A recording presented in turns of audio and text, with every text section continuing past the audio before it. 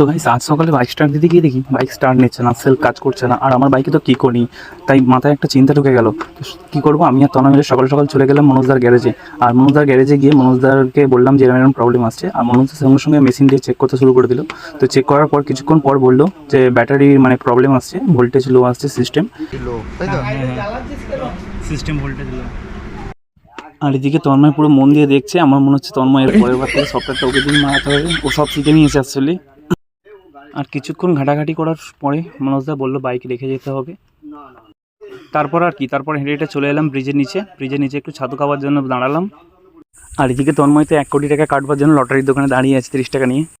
তারপর আমি আর তন্ময় মিলে অটোতে বসে পড়লাম। আর অটো থেকে করে আস্তে আস্তে বাড়ির দিকে চলে যাচ্ছি।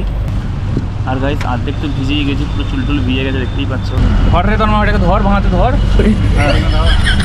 কাজ করবি তো।